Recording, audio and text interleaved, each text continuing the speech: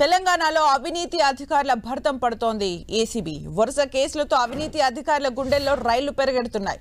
Revenue, irrigation, రవాణాతో పాటు సొంత police శాఖను వదలకుండా చీల్చి చెండాడుతున్నారు. ఇటీవల భూ వివాదాలు, సివిల్ తగాదాల్లో నేరుగా జోక్యం చేసుకుని రెడ్ హ్యాండెడ్ గా పట్టుబడుతున్న కేసులు పెరుగుతున్నాయి. మరిన్ని అప్డేట్స్ మా ప్రతినిధి సునీల్ అందిస్తారు. సునీల్, తెలంగాణ రాష్ట్రంలో అవినీతి అధికారుల భర్తం పడుతున్నారు ఏసీబీ అధికారులు. గడిచిన కొద్ది రోజుల్లోనే దాదాపు 10ల సంఖ్యలో పోలీసులు అటు ఏసీబీ అధికారులకు అడ్డంగా దొరుకుతున్నటువంటి పరిస్థితి కనబడుతుంది.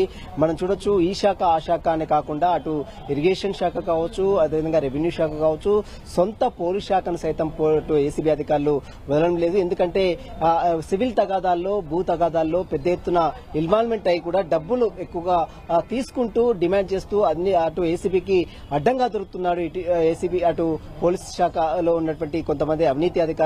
ఇటీవల కాలంలో మనం చూసాం, అటు ఆదాయానికి మించిన ఆస్తుల కేసులో సీసీఎస్ ఏసీపీగా పనిచేస్తున్నటువంటి ఉమామహేశ్వరరావు పెద్ద ఎత్తున 14 చోట్ల ఏసీబీ అధికారులు సోదాలు చేశారు. ఆ తర్వాత తన ఇంట్లో జరిపినటువంటి సోదాల్లో కొంత కీలకమైనటువంటి డాక్యుమెంట్స్, దాదాపు 17 కోట్ల విలువైనటువంటి ఆస్తులను కూడా ఇప్పటికే ఏసీబీ అధికారులు గుర్తించారు. ఇక ఆ కేసు మరొక సీసీఎస్ ఇన్స్పెక్టర్ గా పనిచేస్తున్నటువంటి సుధాకర్ ఏకంగా ఒక సివిల్ తగాదాల్లో జోక్యం చేసుకుని మధ్యవర్తిత్వం వహించి దాదాపు 15 లక్షలు డిమాండ్ చేశారు. అందులో 5 లక్షల రూపాయలు ఇచ్చినప్పుడు కూడా మళ్లీ 5 లక్షలు కావాలని బాధితుల దగ్గర నుంచి పెద్ద ఎత్తున డిమాండ్ చేయడంతో ఏసీబీ అధికారులకు ఆ బాధితుడు ఫిర్యాదు చేయడం, ఆ తర్వాత 3 లక్షలు ఇస్తానంటూ కూడా ఆ సెటిల్మెంట్ కుదుర్చుకొని సీసీఎస్ పోలీస్ స్టేషన్ సమీపంలోనే 3 లక్షలు ఇస్తూ ఉండగా ఏసీబీ అధికారులు రెడ్ హ్యాండెడ్ గా పట్టుకున్నారు. ఎప్పుడైతే ఏసీబీ అధికారులు అతన్ని పట్టుకునే ప్రయత్నం చేశారో వెంటనే అక్కడి నుంచి పారిపోయే ప్రయత్నం చేశారు. సినీ పక్కీలో అతన్ని చేసి ఏసీబీ అధికారులు, ఒక పోలీస్ అధికారిని మరొక పోలీస్ అధికారులు చేసి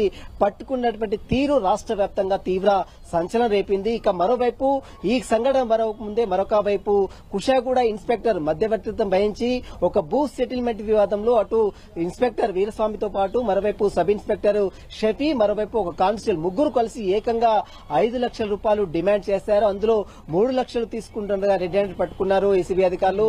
వీరితో పాటు ఇటీవల నిన్న మనం చూసాం, సూరారం ఇన్స్పెక్టర్ ఒక భూ తగాదాల విషయంలో డబ్బులు తీసుకుంటూ 1 లక్ష రూపాయలు డబ్బులు తీసుకుంటూ ఏసీబీ అధికారులకు రెడ్ హ్యాండ్ గా పట్టుబడటం జరిగింది. మనం చూసాం, గతంలో ఎక్కువగా అవినీతి అధికారులు రెవెన్యూ శాఖలోనే ఎక్కువ కేసులు నమోదవుతున్నటువంటి పరిస్థితి మనం చూసాం గతంలో. కానీ ఇప్పుడు ఏకంగా సొంత డిపార్ట్మెంట్ లో పనిచేస్తున్నటువంటి అధికారులే పోలీస్ శాఖలో, అది కూడా భూ సెటిల్మెంట్ తగాదాలు కావచ్చు, సివిల్ తగాదాలు, సివిల్ డిస్ప్యూట్స్ సంబంధించిన తగాదాల్లో ఎప్పుడు కూడా పోలీసులు జోక్యం చేసుకోవడానికి వీల్లేదు. కానీ ఆ సివిల్ తగాదాలను కూడా తమ జోక్యం చేసుకుని బాధితులను బెదిరింపులకు గురిచేసి తమపై అక్రమ కేసులు బనాయించి ఆ కేసులు విత్డ్రా చేసేందుకు లంచాలు డిమాండ్ చేస్తూ ఏకంగా ఏసీబీ అధికారులకు అడ్డంగా దొరుకుతున్నటువంటి పరిస్థితి కనబడుతుంది.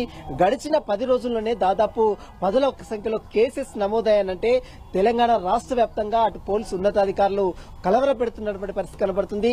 ఈ కింది స్థాయి అధికారుల తీరుపై మాత్రం అటు పై స్థాయి ఉన్నతాధికారులు తీవ్రంగా ఆగ్రహం వ్యక్తం చేస్తున్నారు.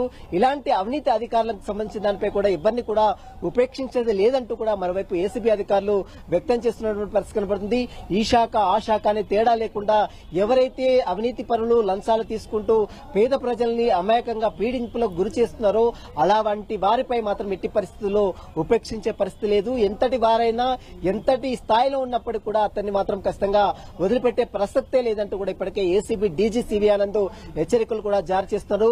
ప్రజలందరూ కూడా విజ్ఞప్తి చేస్తున్నారు, 1064 ఎవరైనా లంచాలు డిమాండ్ చేస్తే వెంటనే ఏసీబీ అధికారులకు ఫిర్యాదు చేయాలి. ఆ తర్వాత వెంటనే తమ సమస్యలను వెంటనే పరిష్కరించడమే కాకుండా తమకు కూడా న్యాయం చేస్తామంటూ కూడా ఏసీబీ అధికారులు ప్రజలకు విజ్ఞప్తి చేస్తున్నటువంటి పరిస్థితి కనబడుతుంది.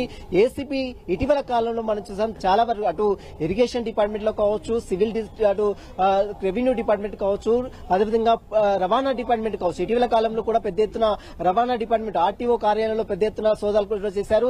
చాలా మంది డబ్బులు కూడా తీసుకున్నట్టు వారందరూ కూడా అరెస్ట్ చేశారు. ఆ తరహాలోనే సొంత డిపార్ట్మెంట్ వీటన్నిటిపై కూడా పోలీసులు ఏసీబీ అధికారులు చాలా ఫోకస్ చేశారు. ఎవరైనా లంచాలు తీసుకుంటే మాత్రం పోలీస్ శాఖను వదిలే ప్రసక్తే లేదు. ఖచ్చితంగా ఎంత స్థాయిలో ఉన్నప్పుడు కూడా ఎంత పెద్ద స్థాయిలో ఉన్నప్పటికీ కూడా అలాంటి వారిపై కూడా కేసెస్ నమోదు చేసి జైలుకు పంపిస్తామని మాత్రము ఏసీబీ అధికారులు చెప్తున్న పరిస్థితి మాత్రం కనబడుతుంది. సుమిత్ర, అంటే సునీల్ 2 నెలల్లో 10ల సంఖ్యలో కేసెస్ నమోదైనట్టుగా తెలుస్తుంది. అంటే ఏసీబీ అధికారులకు ఈ 2 నెలల్లో మళ్ళీ అదనంగా ఫిర్యాదులు అందుతూ ఉన్నాయా? ముఖ్యంగా పోలీసులు ఎలాంటి సివిల్ ఇష్యూస్ లో తలదూరుస్తున్నట్టుగా తెలుస్తోంది? ప్రస్తుతం ప్రతిరోజు ఏసీబీ అధికారులకి గతంలో అయితే కేవలం 1 నుంచి 2-3 కేసెస్ మాత్రమే వచ్చాయి. కానీ ఇప్పుడు ఏకంగా 10ల సంఖ్యలో ఏసీబీ అధికారులకు రోజువారీగా 10ల సంఖ్యలో కేసెస్ నమోదవుతున్నాయి. ఆ ఒక్కసారి ఏసీబీ అధికారులకు వచ్చిన ఫిర్యాదుని వెంటనే వెంటనే ఎఫ్ఐఆర్ చేయకుండా బుద్ధిగా ప్రాపర్ గా దాన్ని వెరిఫై చేస్తారు. అది జెన్యూటీ ఉందా లేదా, నిజంగానే వారు డబ్బులు డిమాండ్ చేస్తున్నారు లేదా కావాలనే వారిపై కక్షపూరితంగా వీరు ఈ రకంగా బ్లేమ్ చేసే ప్రయత్నం చేస్తున్నారు. వీటన్నిటిపై కూడా ఒక స్పెషల్ ఆఫీసర్స్ దీన్ని పూర్తిగా వెరిఫికేషన్ చేసిన తర్వాత, దాన్ని పూర్తిగా పరిశీలించిన తర్వాత, దాన్ని క్రోడీకరించిన తర్వాతనే దానిపై పోలీసులు ఏసీబీ అధికారులు కేసు నమోదు చేయడం, ఆ తర్వాత డబ్బులు కూడా ఎవరైతే డబ్బులు డిమాండ్ చేసిన వ్యక్తికి ఆ డబ్బులు కూడా ఏసీబీ అధికారులే సమకూరుస్తారు. ఆ వ్యక్తి డబ్బులు మొత్తం కూడా అతను ఇచ్చి రెడ్ హ్యాండ్ గా పట్టుబడిన తర్వాత వితిన్ 1 వీక్ లో మళ్ళీ ఆ డబ్బులు వెంటనే ఏసీబీ అధికారులు తమ అకౌంట్ లో జమ చేస్తూ ఉంటారు. ఈ రకంగా పెద్ద ఎత్తున ఏసీబీ అధికారులకు పెద్ద ఎత్తున ఇటీవల కాలంలో ఫిర్యాదులు వస్తూ ఉన్నాయి. మరోవైపు కేవలం సివిల్ తగాదాల్లో, భూ తగాదాల్లో ఎక్కువగా ఇటీవల కాలంలో పోలీసులు ఎక్కువగా జోక్యం చేసుకున్నారు.